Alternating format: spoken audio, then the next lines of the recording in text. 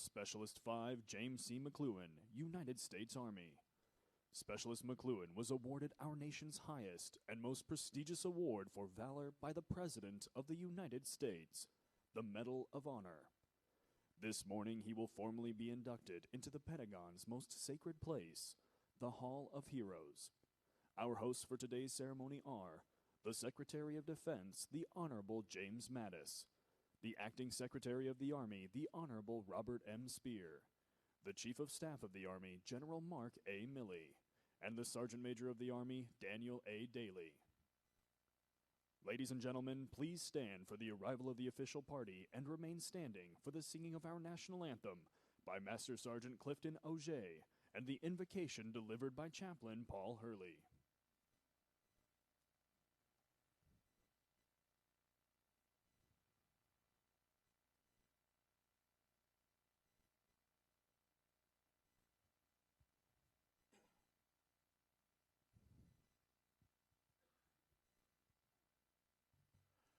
Oh, say, can you see by the dawn's early light what so proudly we hailed at the twilight's last gleaming, whose broad stripes and bright stars through the perilous fight o'er the ramparts we watched were so gallantly streaming, and the rocket's red glare, the bombs bursting in air, gave proof through the night that our flag was still there.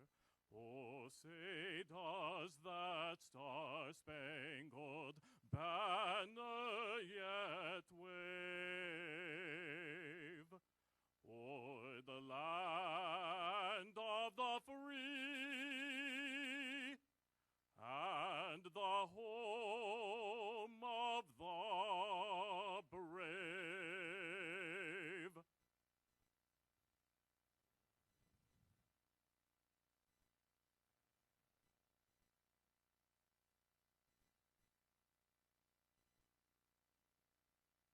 Let us begin in prayer with these sacred words.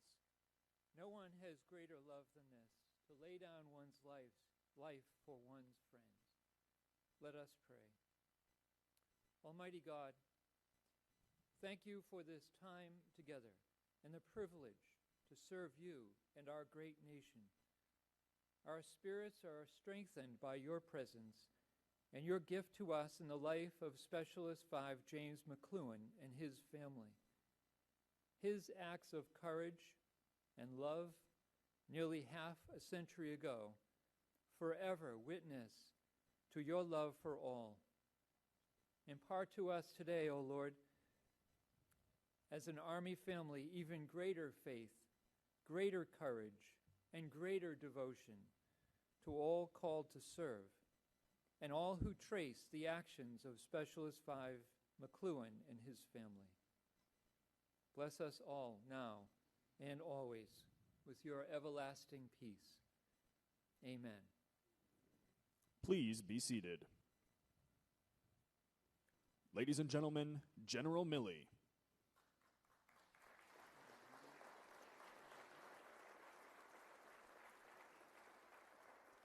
What a great day we have today. 48 years late, but what a great day to honor the valor of Spec 5, Jim McCloughan. And Jim has been an American hero both in uniform and out of uniform. And I want to welcome everyone here today. It's a distinct honor for the Army, a distinct honor for the Department of Defense, a distinct honor for the entire nation. And as you grow up, you start reading history books about our country, about these great United States, and you uncover stories of folks in uniform and out of uniform who have courage above and beyond the call of duty. And those stories seem unreal. They seem that they occurred in incredible circumstances and against often insurmountable odds. Well, today we celebrate one of those stories.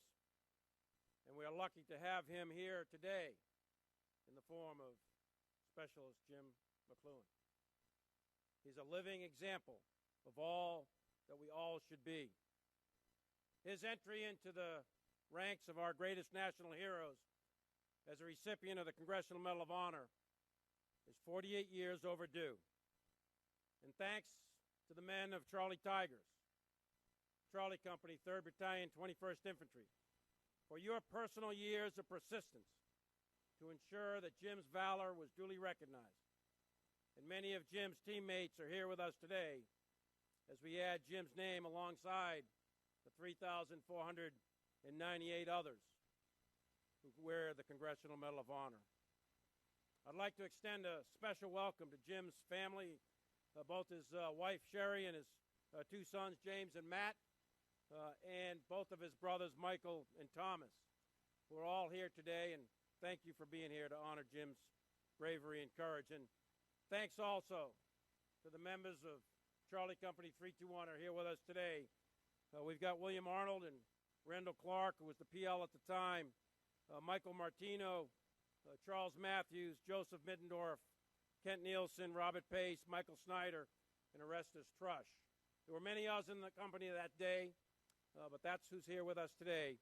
And if you could honor us by standing to be recognized.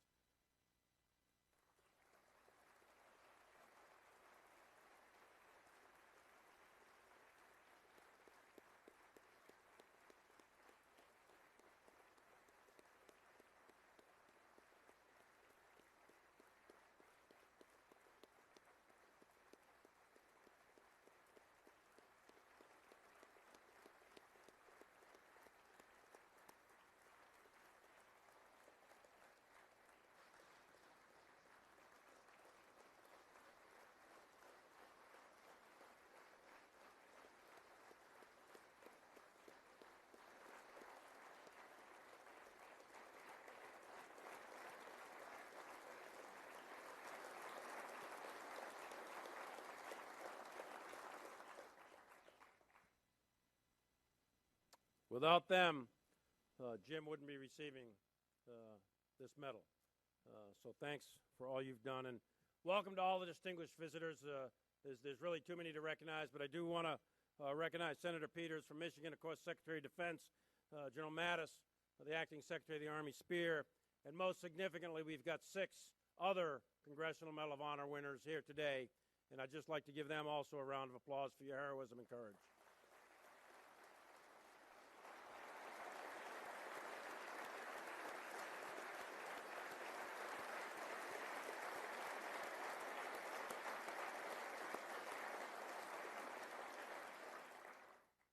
So Secretary Mattis is going to describe the individual valor that Jim exhibited on those fateful days from 13 to 15 May 1969. And I'd like to give you a little bit of context. So let's step back in time a bit to 1968 when Jim was drafted with 4 other young men from Van Buren County, Michigan, and assigned to be trained as a combat medic with basic training at Fort Knox and AIT at San Antonio. And Jim was roughly one of 25,000 young men being called into service each month that year as the United States reached its peak troop levels in Vietnam, with over 536,000 soldiers, Marines, and sailors and airmen deployed across 67,000 square miles in 4 core tactical zones, with terrain ranging from the swamps and rice paddies of the Mekong Delta to the hills and jungles of the Central Highlands. American allies such as Australia and South Korea, New Zealand, and the Philippines, along with Thailand, had thousands of forces fighting alongside South Vietnamese ARVN forces and American troops. Lyndon Johnson was our president when Jim was drafted. And then, at the turn of the new year, in January 1969, the North Vietnamese launched their second Tet Offensive, known as Tet 69, just as Richard Nixon was being sworn in and inaugurated as our president. The American people had been shocked in the previous year at that Tet Offensive, Tet 68.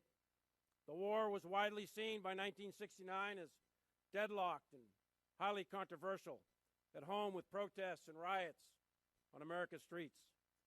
Nixon promised to find an honorable end to the war and turn the war over to the Vietnamese in a strategy called Vietnamization.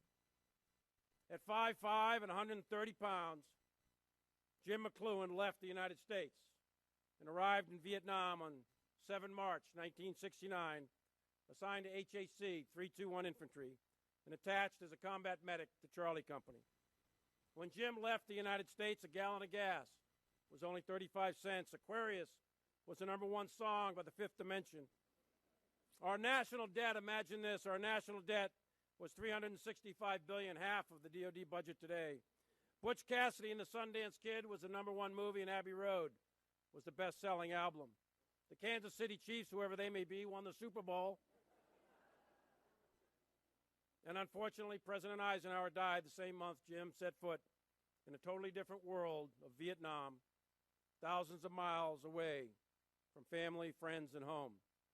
321 Infantry was part of the newly formed 196th Light Infantry Brigade, operating in the 1st Corps Tactical Zone out of Chu Lai in the northern portion of South Vietnam as part of the newly formed Americal Division.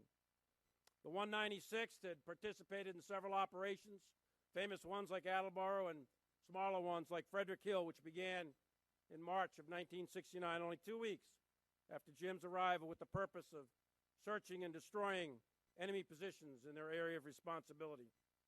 Less than 60 days later, there were reports of enemy concentrations in the vicinity of Nguyen Long Hill, near the South Vietnamese village of Tam Nay. 321, with 5 of its line companies, got the mission to seize the hill, and Charlie Tigers was tasked to conduct a combat air assault to establish blocking positions while other units were to flush the enemy. Unfortunately, reconnaissance and observation was not done, and the men of Charlie Company had little idea what they were up against in this classic hammer and anvil operation, a search and destroy operation, which was typical of ground operations by the United States in Vietnam. On 13 May 1969, the weather was hot, stifling humidity of the heat and tropical climate of South Vietnam, as 89 brave American soldiers and Charlie Tigers went wheels up from LZ Center, a fire base, what we would now call a forward operating base in the western portion of Quang Nam Province, designed to house artillery and the battalion headquarters. Jim was among the 89, getting onto the UH-1 Slicks with a 130-pound rucksack full of medical kit to ensure he could care for his troops. A short while later, they landed on a hot LZ in close proximity of somewhere between 2,000 and 2,500 enemy, consisting of elements of at least 2 companies of the North Vietnamese regulars of the 2nd NVA Division, augmented with somewhere between 1 and 2 regiments of Viet Cong. For 2 days, outnumbered 28 to 1, these young men of Charlie Tigers were in a fight for their lives, defending against unrelenting assaults from the enemy. By the end of it, Nguyen Long Hill was cleared and taken, but at heavy cost to the men of Charlie Company, with 12 killed, 30 wounded, and 1 missing in action. Only 46 came away from the battle unscathed, and Jim was wounded 3 times. 50% of Charlie Company were casualties in just 48 hours, which speaks to the intensity of the fighting. Those are statistics that match some of the most brutal fighting at places like Shiloh, the Meuse-Argonne, Bastogne, and even Iwo Jima. Although we honor the incredible heroism of Jim McCloughan today, every one of those men was a hero in his own right. Every one of them displayed uncommon valor against a vastly superior enemy. And Jim will be the first to tell everybody he's wearing this Medal of Honor not for himself, but for the company of heroes that he bled with in May of 1969. Today, we honor Jim McCloughan, a man of conviction and of courage, a man who went above and beyond the call of duty. And by honoring him, we honor those heroes who fought, bled, and died with him in a battle to defend their country and its ideals.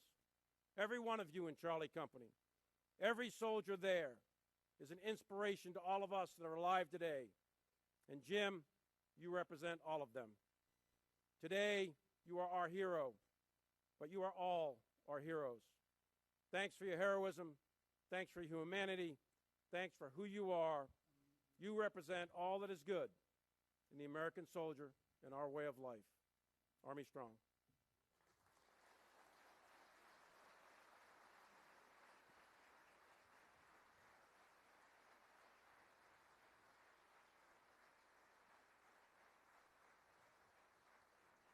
Ladies and gentlemen, Mr. Spear.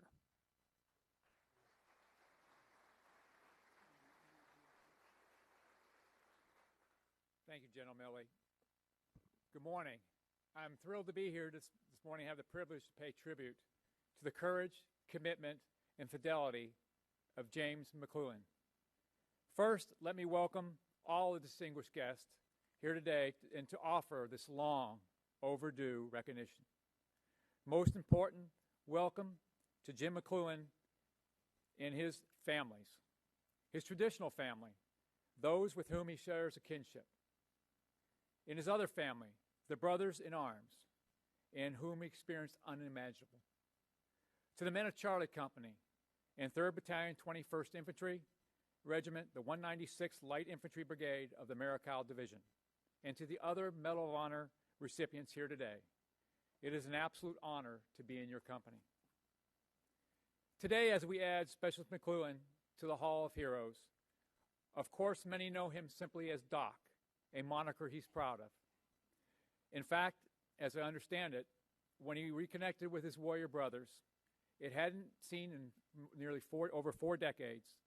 They had no idea who Jim was until he told them he was Doc Mcluhan.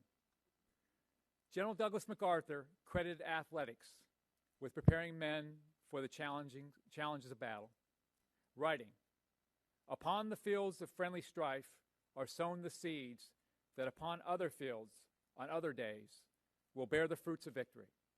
Jim is a prime example. A standout athlete, Jim attended Olivet College, where he excelled at wrestling, football, and baseball. Athletics was his passion, and he wanted nothing more than to return to South Haven, Michigan, to coach and teach. However, the nation called him, and being a patriot like his uncle in the Korean War, his father in World War II, and his grandfather in World War I, Jim McCloughan served in his country in its time of need. What does it mean to distinguish oneself conspicuously by gallantry and intrepidity, at the risk of one's life, above and beyond the call of duty? The criteria by which the Medal of Honor recommendations are judged.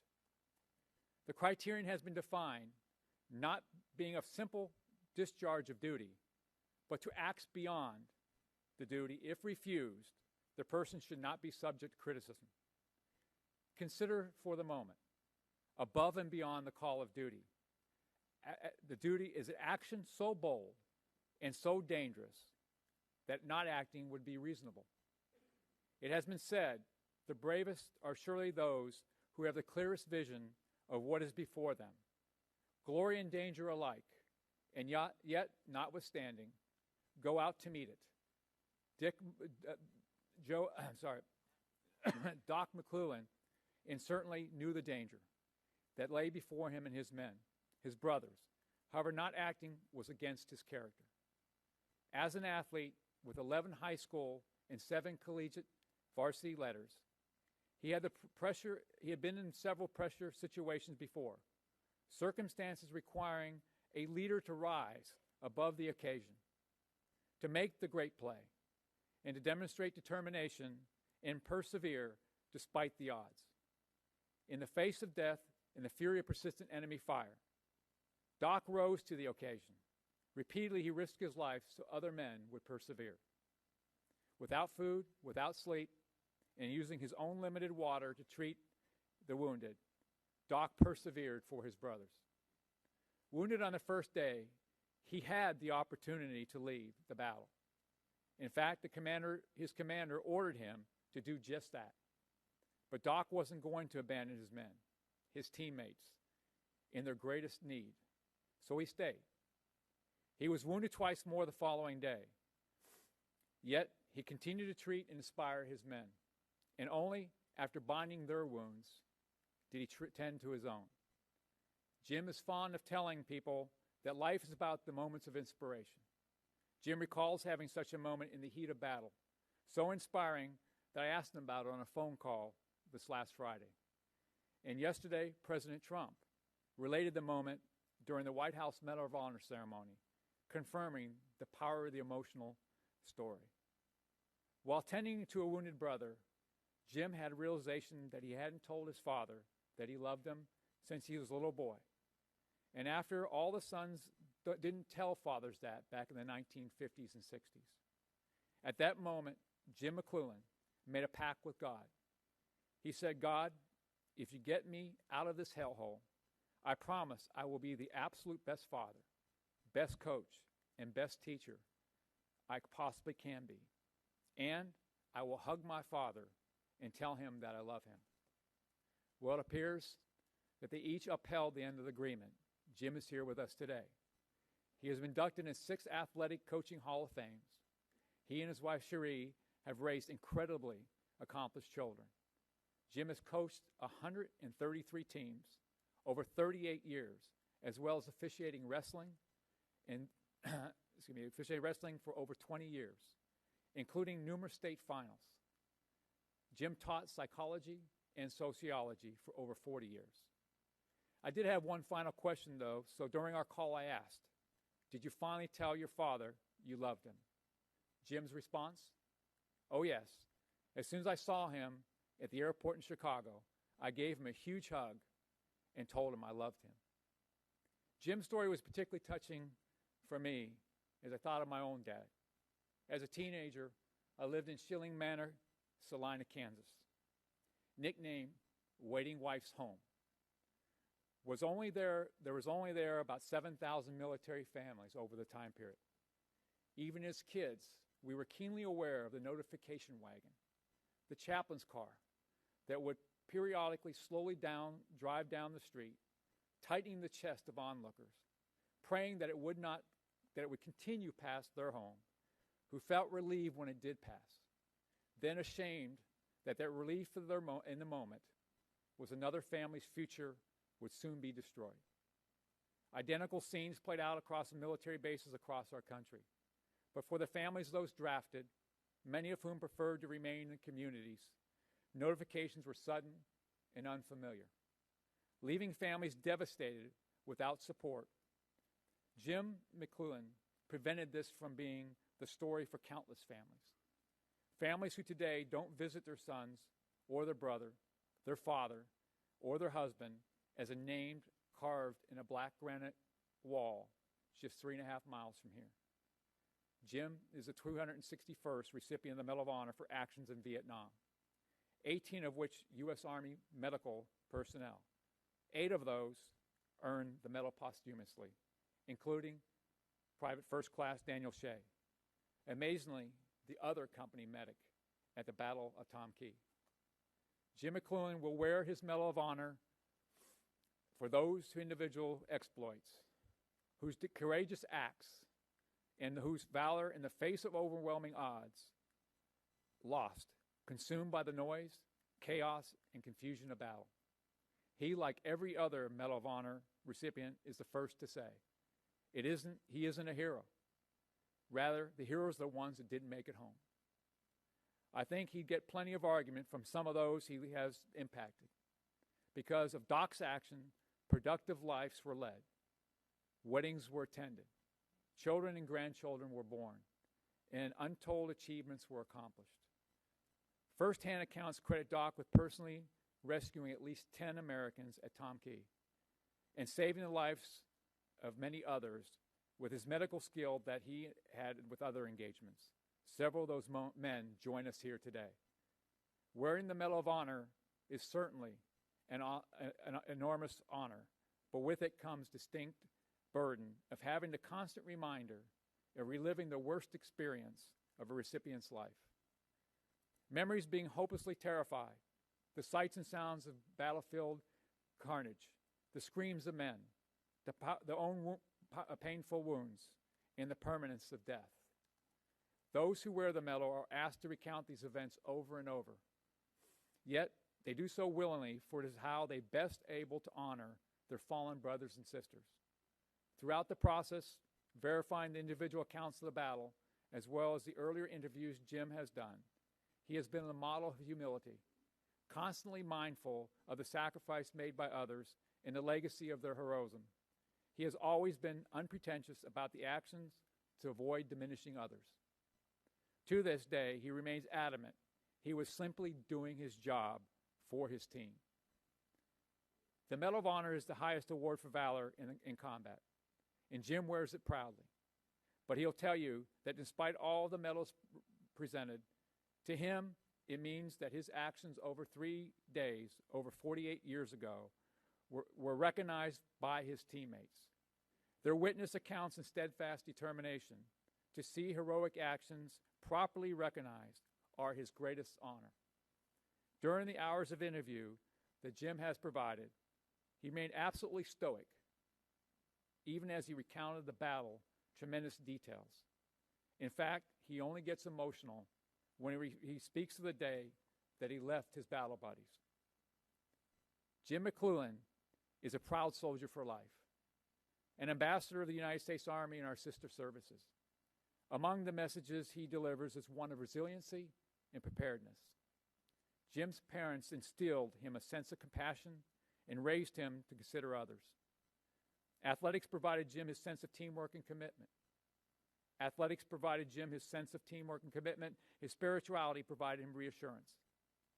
The combination of these makes it clear why Jim would not let others down in their time of need, where he summoned his physical, mental, and emotional endurance to persevere under the most extreme circumstances. If you prepare for the unknown and the unknowable, when the unthinkable happens, you'll be ready. As Jim says, everyone has their Vietnam. It isn't only in war. Life also presents challenges, and being resilient and allows us to overcome these. Jim returned to athletics and education after the Army, and he instilled the principles into young people he coached, taught, and mentored. Now Jim has another platform from which to continue to spread a message of resiliency and readiness, and I'm certain he'll continue to inspire others. Jim, Doc, it is a distinct honor to participate in your induction in the Hall of Heroes. Thank you for your lifetime of service to our nation. You are an inspiration to us all.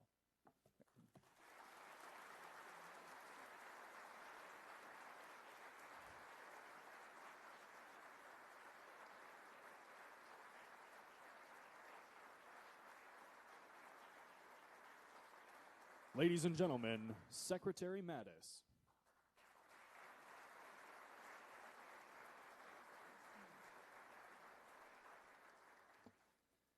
Well, good morning, ladies and gentlemen. G.K. Chesterton once said, "Courage is almost a contradiction in terms. It means a strong desire to live, taking the form of a readiness to die. He must seek his life in a spirit of furious indifference to it. He must desire life like water and yet drink death like wine." Senator Peters, Deputy Secretary Shanahan, Secretary Spear, wonderful words. General Milley, great words. Sergeant Major Daly, but most of all to Charlie Tigers and Specialist 5 Jim McCloughan. Cherie, you married well to a most wonderful person. They met at the Messiah, a reminder for all you young troops to go to church. To the holders of the Medal of Honor who are here today, between you, Charlie's Tigers, and Jim, you remind us of the gravity of the decisions we make in this building, the support we owe in this building, and the enduring truths of combat, the need for a level of physical stamina that goes beyond words to describe it. And I would just tell you that your example, your story are welcome here with all the humbling impact it has on every one of us, regardless of rank. You're a comrade in arms who reminds us what it is we're all about. Left unsung, a Greek poet, wrote many, many years ago, a couple thousand, left unsung, even the noblest deed will die. And thanks to the U.S. Congress, we are now going to make certain that that story will not die when Charlie's Tigers move on to meet their buddies. We will not deprive the rising generation of this vision of valor, for in the fullness of time, they will give us the heroes that we hold them up to be for life. And that's exactly what will happen in this building as each generation of warriors comes through the U.S. military. Today, Jim, we hold you up. And I'd tell you, sir, that while this honor is long overdue, it comes in earnest. We are very, very honored to have you, your bride, and your family here today. We stand in respect of you, of your warrior brothers, and of your heroic sacrifice, because you stand as a living example of America's awesome determination to defend herself, or what President Trump called yesterday, and I quote, America's unbreakable spirit. This son of South Haven, Michigan, a four-sport, as you know, varsity athlete, lettered, a collegiate wrestler, a football player, baseball player, he had planned for himself a life of quiet excellence in the classroom, given 100% there as your father had taught you, Jim, as a teacher, as a coach, and then destiny tapped him on the shoulder, as it does to some men. Jim McCloughan was drafted into the Army at age 22, and I remember those days. I showed the Army. I ran down and joined the Marine Infantry when it came my way. Not the brightest draft dodger that ever walked the face of the earth.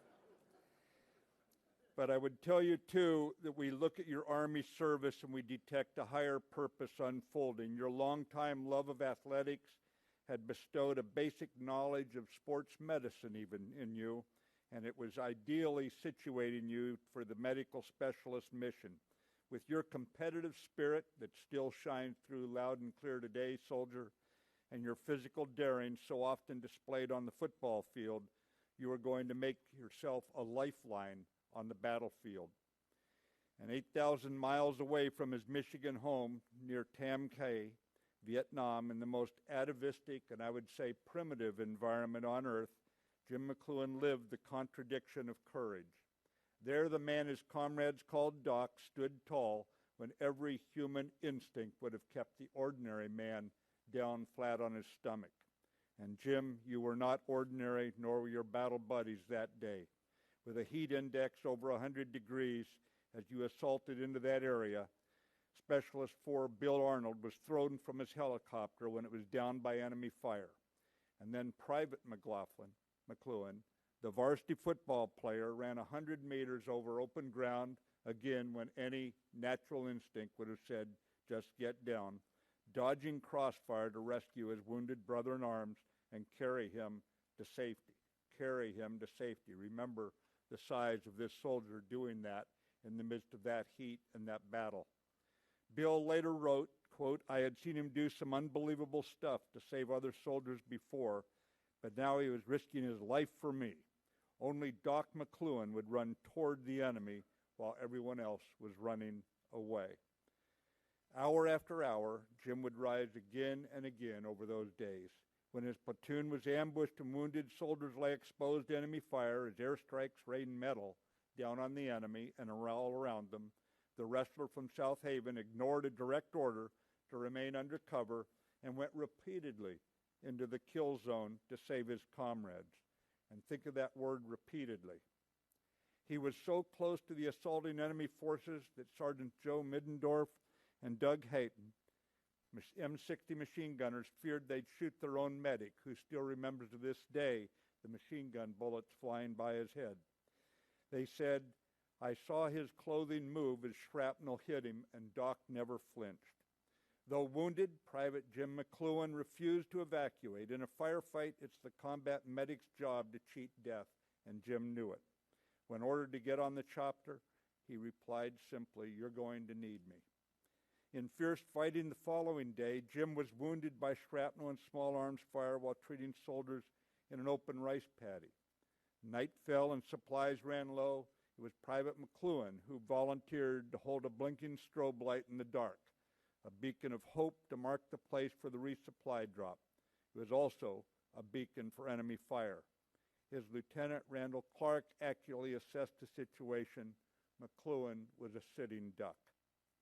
The fire was so thick the resupply bird could not make the drop. It left riddled by more than 20 bullet holes.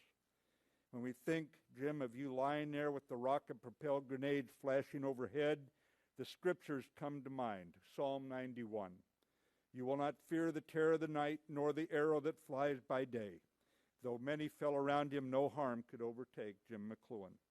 As darkness dragged towards dawn, he continued to fight. He kept his boys alive for the evacuation at sunrise. Kent Nielsen, now a professor at the University of Texas at Dallas, was one of them. And he said, without his aid, I believe I would have bled to death. In 48 hours of close combat, Jim sustained multiple wounds from shrapnel and small arms fire. He voluntarily risked his life 9 separate times to rescue the wounded. Only Providence and soldiers like are here today who would not stop fighting could bring him alive through such hell on earth. We wonder how anyone could have such confidence in Jim's words, quote, to be confident, you have to be fit, physically, psychologically, and your soul has to be fit. If you do the best that you can, nobody can ask for any more. He did his best in Vietnam, and his best back home wasn't too bad either. He saved the lives of 10 members of his company on those days. On the battlefield, he touched 10,000 lives over the next 40 years in the classroom and on the athletic field. He resumed his chosen path, his dream job as teacher and a coach. For his life's work, he has been inducted into 3 Michigan high school coaching halls of fame. Today, James McCloughan takes his place in this hall, where his name joins another hero of New Yon Hill, Private First Class Daniel Shea. In every significant way, we have their warrior brothers to thank for this reunion. They petitioned that Jim's Bronze Star with Valor be upgraded to the Medal of Honor. It puts Jim's name where it belongs. But he does not see the honors his alone. He says, quote, it's really not a Jim Mcluhan medal. It's a Charlie Company medal. We'll remember that message. To the boys of Charlie Company, thank you. Jim held the beacon that night in 1969. Today he is the beacon. We in the Department of Defense are humbled and honored to join you in holding him high, a guide to others to keep their souls fit and always do the best they can, always serve each other. Thank you. God bless you and the boys of Charlie Company. Thank you very much, ladies and gentlemen.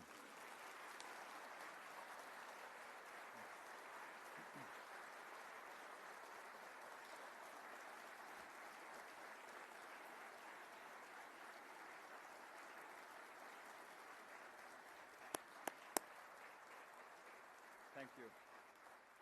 Mr. Spear, General Milley, Sergeant Major of the Army Daily, and Specialist Mcluhan will now join Secretary Mattis on stage for the induction ceremony.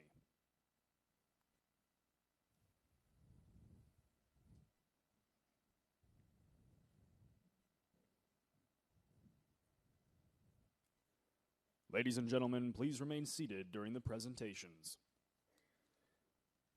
The President of the United States of America, authorized by Act of Congress, March 3, 1863, has awarded in the name of Congress the Medal of Honor to Private First Class James C. Mcluhan, United States Army, for conspicuous gallantry and intrepidity at the risk of his life above and beyond the call of duty.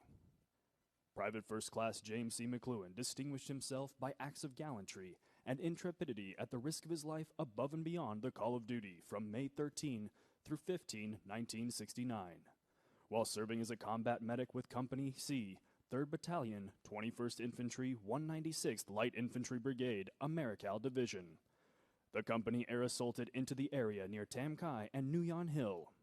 On May 13th, with complete disregard for his life, he ran 100 meters in an open field through heavy fire to rescue a comrade too injured to move and carried him to safety. That same day, 2nd Platoon was ordered to search the area near New Yon Hill when the platoon was ambushed by a large North Vietnamese Army force and sustained heavy casualties. With complete disregard for his life and personal safety, Private First Class Mcluhan led 2 Americans into the safety of a trench while being wounded by shrapnel from a rocket-propelled grenade. He ignored a direct order to stay back and braved an enemy assault while moving into the kill zone on 4 more occasions to extract wounded comrades. He treated the injured, prepared the evacuation, and though bleeding heavily from shrapnel wounds on his head and body, refused evacuation to safety in order to remain at the battle site with his fellow soldiers who were heavily outnumbered by North Vietnamese Army forces. On May 14th, the platoon was again ordered to move out towards Nguyen Hill. Private First Class Mcluhan was wounded a second time by small arms fire and shrapnel from a rocket-propelled grenade, while rendering aid to 2 soldiers in an open rice paddy. In the final phases of the attack, 2 companies from the 2nd North Vietnamese Army Division and an element of 700 soldiers from a Viet Cong regiment descended upon Company C's position on 3 sides.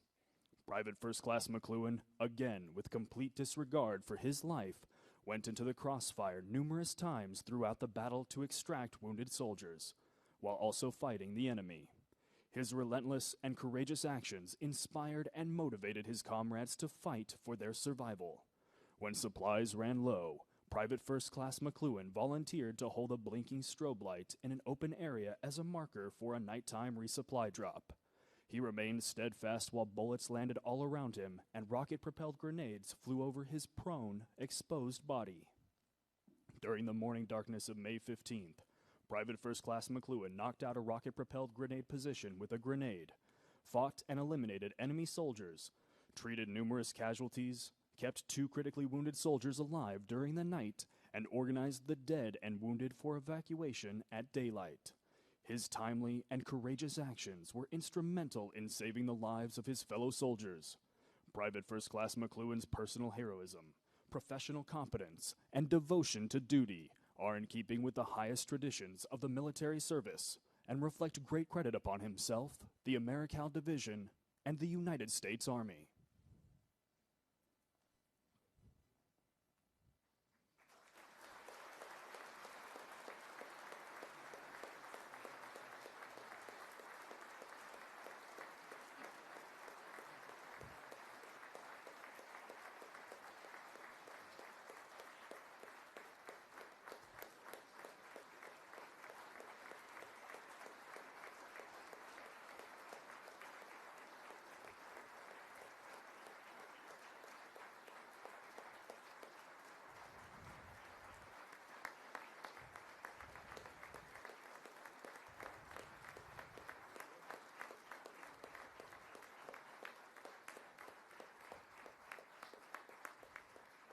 Ladies and gentlemen, the Medal of Honor plaque will now be unveiled, inducting Specialist Mcluhan into the Hall of Heroes.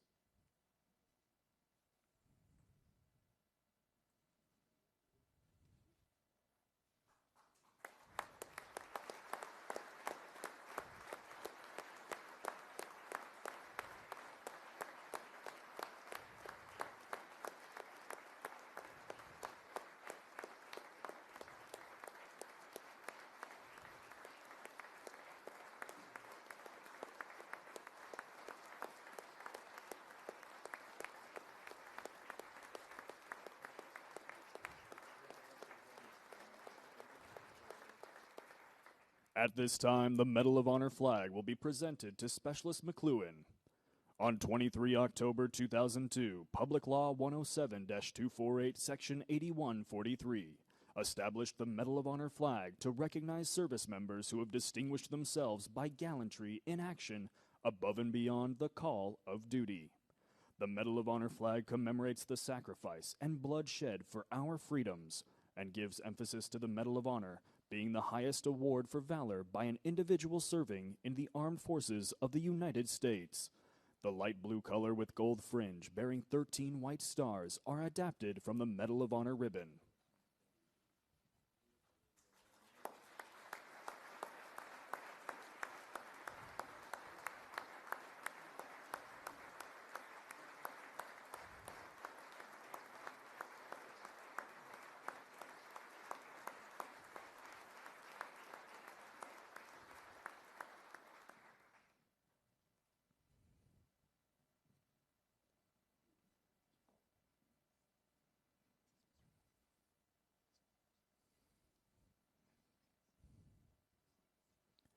Thank you, Secretary Mattis, Mr. Spear, General Milley, and Sergeant Major of the Army Daly.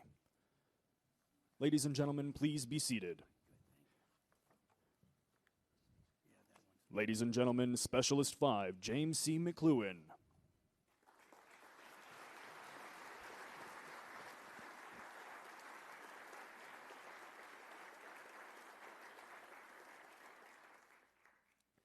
Thanks to all who have spoken before me today. General Milley, Acting Secretary Spear, Secretary Mattis, thank you for your leadership in the world's most powerful military and the most powerful country in the world. This medal is special because it has involved 2 presidents and 2 Secretary of Defenses. My gratitude to President Donald Trump and former President Barack Obama, former Defense Secretary Ashton Carter, Defense Secretary General James Mattis, good first name, former Senator Carl Levin, who worked 4 years on this project, Senator Debbie Stabenow, my wife says give it to a woman, she'll get it done, and Gary Peters, Congressman Fred Upton, other members of the Congress, Department of Defense guests, Gold Star families, very important people, fellow Medal of Honor brothers, I can now call you my brother, Lieutenant Clark, the men of Charlie Company who wrote the eyewitness letters, and the Army team from the Pentagon who has helped my wife and I through this journey. I love you. Thank you all for recognizing the extraordinary courage of the men I'm going to talk about here today. Thanks to my sidekick, soulmate, and wife, Cherie. You are my rock. My sons, Jamie and Matt, and their wives. My stepdaughter, Kara. She has a milestone birthday today. I'll let her tell you which one it is. My brothers, Mike and Tom, and their families. My grandchildren. My extended family. Fellow colleagues. Athletes and friends, and of course, the men of Charlie Company and your families. I'd like to thank my Uncle Jack back home, who couldn't be here today, for being my idol, my inspiration, and my encourager. And there's 2 very special spirits here today. My dad's first name was Oliver, but he was known as Scotty McCloughan. You know, Scotty. Scotty and Margaret McLuhan, who are looking down on this ceremony today. Thank you, Lord, for making them my parents and giving them a front row seat. I don't know if some of you will, others won't, but in the 70s there was a song that came out, and it was entitled, "Short People Have No Reason to Live." I think that this blows the hell out of that theory, don't you think so?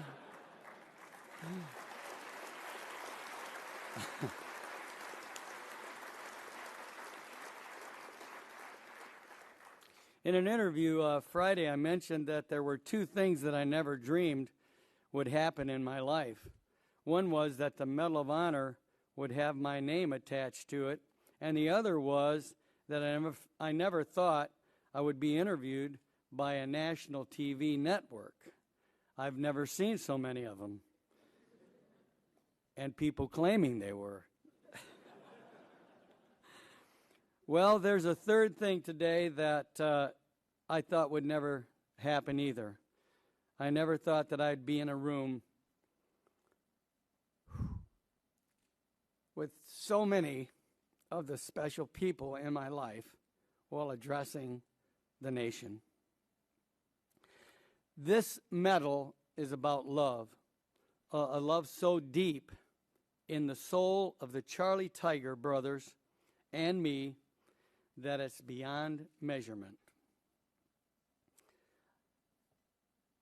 I will be the caretaker of this medal for the 89 men combat assaulted by helicopter into Tam Key for the Battle of Nuyan Hill on May 13, 1969, whether they came out alive or they didn't.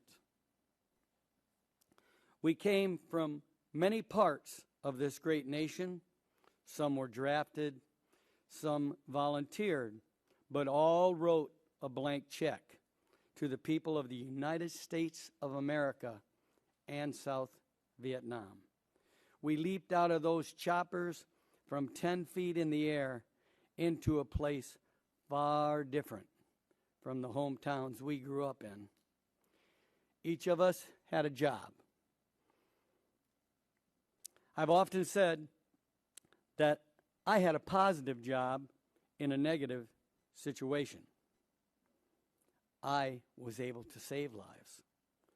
I took my duties really seriously, as did the brothers over there from Charlie Company. As a medic, I followed the lead of my dad, who told me as a small child, "Son, if you're given a job to do, never do it halfway. You do it to the best of your ability and carry it out to the end." He not only told me that, he showed me that. My dad walked the talk, and his guidance is ingrained in me. All of us present that day had pledged an oath of loyalty to the country, to the Army, to the Constitution of the United States of America. But we could never be prepared for what we were about to face the next 48 hours. Our goal soon became getting as many of us out of there alive as we possibly could. Through the many battles we had already faced together, our brotherhood had grown stronger and thicker than blood. The bond we follow today will also follow us to heaven and beyond. My father passed to me another gift, a sense of humor. Along with the many things I carry in my medical pack, I always carried a few jokes or some funny comments that I would use often to lift the morale or keep the wounded soldier from going into shock. I love to see and hear people laugh, and I laugh at my own jokes right along with them. They're funny. I wouldn't tell them if they weren't funny. And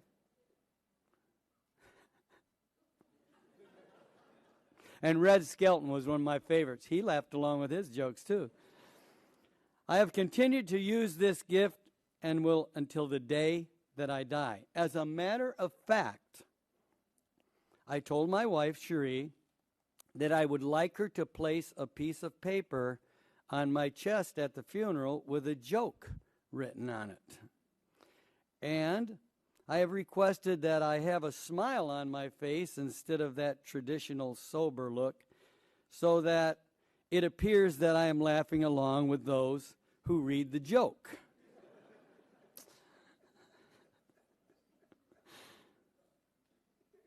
Let me give you a sample of a joke that I might tell. It's one about a Dear John letter. Those of you that maybe aren't military might not know, but a Dear John letter is one that is sent from a loved one back home, a girl, a significant other, And she is all of a sudden turning and running in the other direction. Well, Private Smith received one of those letters from his girlfriend Marie. And she told him that she no longer loved him. She even told him that she was going with a guy that he knew, maybe even a best friend, and that she wanted her picture back. So a good buddy of his, like one of the Charlie Tiger guys over here, noticed he was down in the dumps and asked him if he could see that picture of that girlfriend, of which he produced for him, and his buddy walked off with it. He went to all the other Charlie Tiger buddies and asked if he could have a picture of their girlfriend. And they said, sure, they had some extras. Go ahead and take one. And his buddy wrote this letter to Marie. Dear Marie, I'm sorry that you don't love me anymore. And I understand that you would like to have your picture back. But I can't remember which one you are. So would you...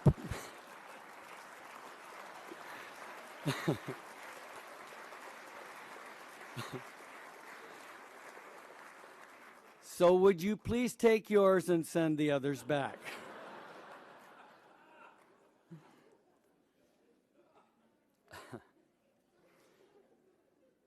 However, those brutal 48 hours were not funny. We discovered we were not alone. The first night when my second platoon was ordered to search and clear, now we got 2 helicopters shot down when we came in, right? And they're telling us to move out towards the enemy, outside of our perimeter. I noticed and I glimpsed up on Nuyan Hill, and in the distance, the enemy looked like lava flowing down off the hill, coming towards our position. We learned later that there were anywhere from 1,500 to 2,000 NVA and 700 VC on that hill.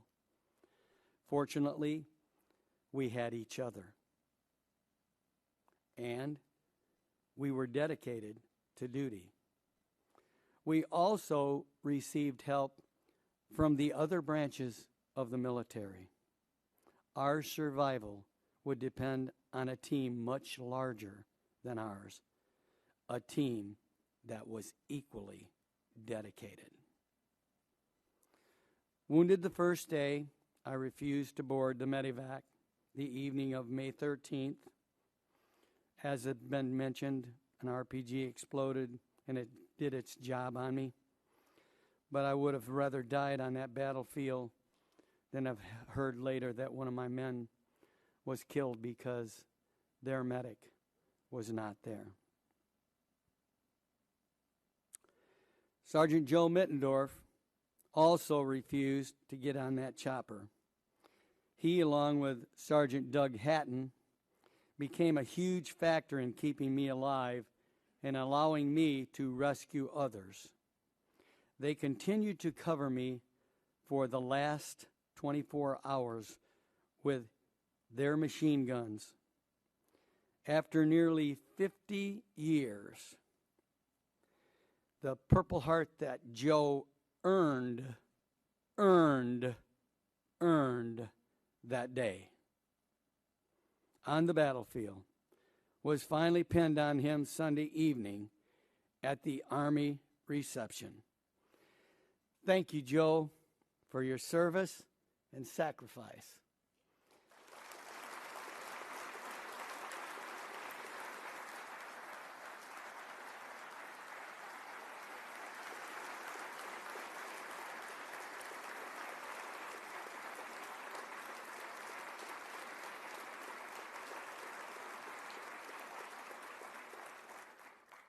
I'm sorry it took so long. I love you, brother. I owe much to my parents, family, mentors, teammates, and friends for what I was able to accomplish as a medic. My character was molded by them, and the mental discipline I learned from athletics allowed me to maintain my focus during our many battles. I also am thankful for the job I had at a funeral home during my high school years. It equipped me with the experience of working emergency situations. As a matter of fact, we were the emergency teams back then, that we'd take the hearse out in emergency situations, and it taught me how to handle death. Facing the death of those I knew in my school and my community helped me to cope with the responsibilities I had confronting death in Vietnam. But again, nothing could have prepared me for what I would face in that war. The brave soldiers who died in my arms will remain in my mind and my thoughts for the rest of my life. I heard the last words of 18, 19, and 20-year-old boys. Some thought I was their mother. I saw them take their last breath. I wanted to save them all, but I couldn't. I still felt helpless and inadequate when it was impossible to do so. One of the best values I have learned from those I mentioned earlier is that of integrity, doing the right thing even though nobody is watching, has become automatic for me. However, my upbringing and belief is that someone is always watching. God is ever present. I was grateful He was close by in Vietnam. He gave me the faith and the hope I needed to carry on. One of the most important lessons in life I learned during the battle for Nguyen Hill. I was in a trench, contemplating how I was going to get one of my men who had been shot in the stomach through the crossfire and into a relative safety of our makeshift perimeter. All of a sudden, a thought out of nowhere came over me. It had been since I was a small boy that I had told my father that I loved him. I knew he loved me, and I assumed he knew I loved him. But boys and men did not say, "I love you," to one another in those days. So I had a quick but profound conversation with God. I told him that if he would get me out of this hell on earth so I could look my father in the face again and tell him that I loved him, I'd be the best father, the best coach, the best teacher I was capable of being. At that moment, an incredible peace came over me. I knew that whatever happened to me after that was God's will, not mine. When I returned home, I ran to my dad in the Chicago airport, hugged him, and told him that I loved him, and he did the same. It became our gift of greeting and departure for the rest of his life. He passed away September 4th, 1991, at age 68. I have encouraged my children, my athletes, to do the same. My Charlie Tiger brothers and I say it to each other as well. See you later, Joe. I love you. Talk to you tomorrow. Life is not measured by the breaths that we take, but by the moments that take our breath away. The men of Charlie Company did things that would take your breath away. They looked into the face of danger and death. And with backs to the wall, we fought for each other until the enemy was beaten and went away. My long career as a teacher, coach, and wrestling official has allowed me to have many breathtaking experiences with students and athletes performing extraordinary things. And some of those athletes are here today, including my two sons. If you played for me, would you stand at this moment?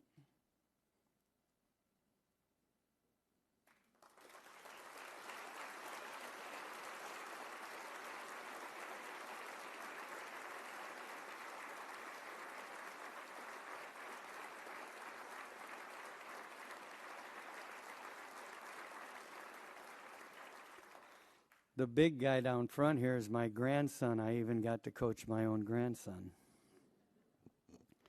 My journey through life has taken me from the simplistic early rural life to high school and college as a student and an athlete, to being a soldier and back to education as a teacher, coach, and official. I have been a part of many groups that carry the label team.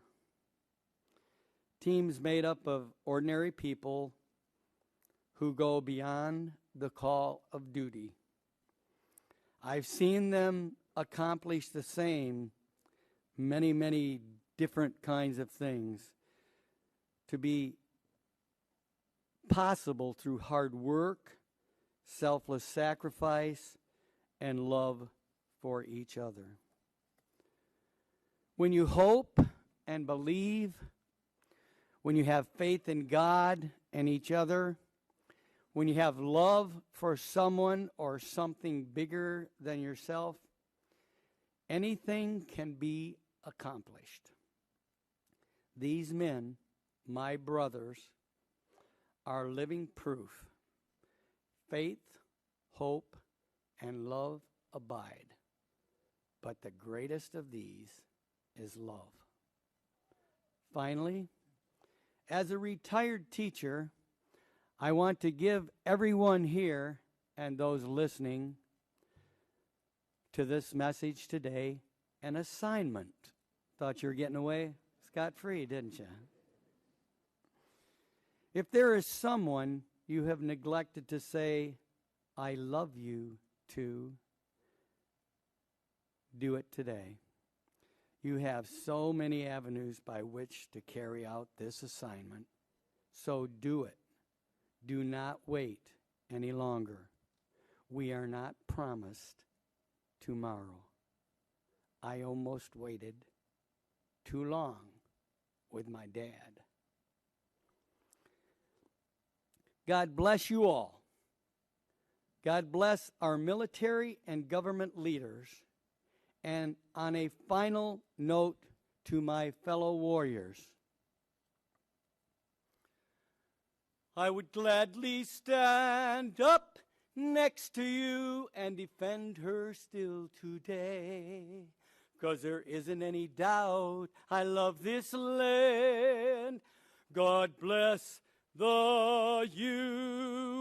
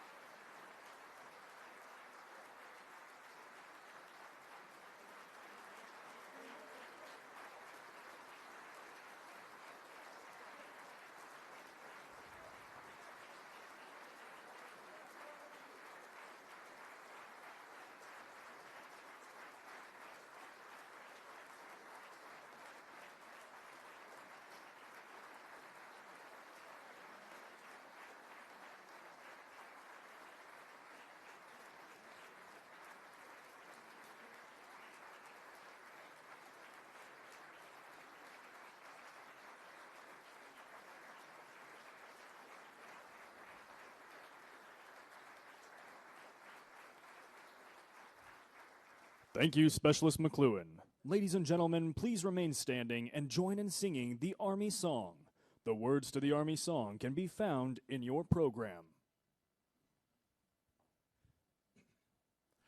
March along, sing our song with the army of the free. Count the brave, count the true, who have fought to victory. We're the army and proud of our name. We're the army and proudly proclaim. First to fight for the right and to build the nation's might, and the army goes rolling along. Proud of all we have done, fighting till the battle's won, and the army goes rolling along. Then it's hi, hi, hey, the army's on its way. Count off the cadence loud and strong, for wherever we go, you will always know that the army goes rolling along.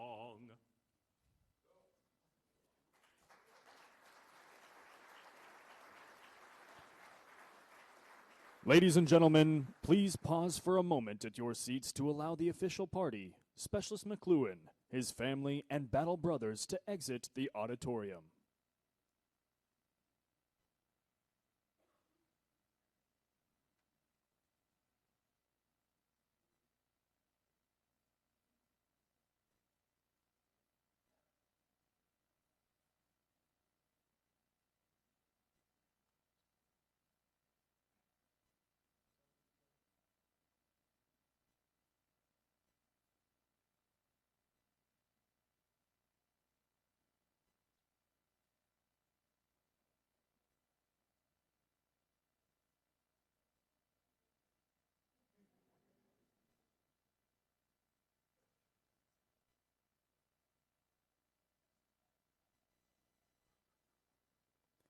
Ladies and gentlemen, please continue to remain at your seats until your row has been released.